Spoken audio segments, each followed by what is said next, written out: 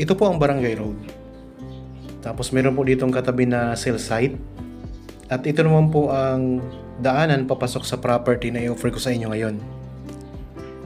Ang property na i-offer ko sa inyo ay isang residential na may sukat po na 220 square meters. Tara po, puntahan na natin. Ito ay matatagpuan natin dito sa bayan ng Balayan, Batangas. Ito po ang cell site. Ang distansya po nito sa town proper ng Balayan ay nasa 5 minutes drive lamang po. So kung kayo po ay naghahanap ng property na gustong tayuan ng inyong bahay dito sa bayan ng Balayan, pwede nyo po itong bisitahin mga kapraps. Magpa-schedule lang kayo sa amin ng actual viewing. Ayan lang po ang mga number namin. Meron tayong Viber, cellphone number at saka Facebook Messenger. May mga nabili na rin po dito na magiging katabi ninyo mga kapraps.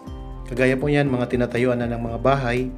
Tapos ito may mga bakod na barbed wire. Bali, ang i-offer ko sa inyo ngayon mga kapraps, itong kasunod lang nitong property. Meron na po ditong linya ng kuryente at saka tubig. At ito po ang property. Naka-corner lot po ito. Ayan. So ulitin ko lang po, ang sukat nito ay 220 square meters.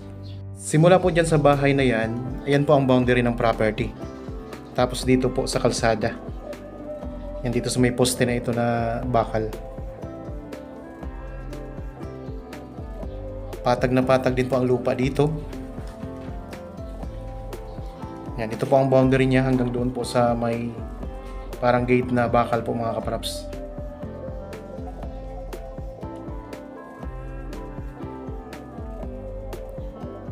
Yan, ito po ang boundary. Tapos hanggang doon po sa bahay na yan. Tapos pag diniretso natin to, yan po ang Barangay Road. Diretso po yan doon sa labasan. Okay, sana gustuhan nyo po ang property na in-offer ko sa inyo ngayon. Para po sa mga bago pa lang sa aking channel at napadaan lamang po dito sa aking channel, huwag niyo pong kalimutang mag-subscribe at pindutin na rin po ang notification bell para maging updated kayo sa mga bagong property na i-offer po namin. Maraming salamat po at God bless po sa ating lahat.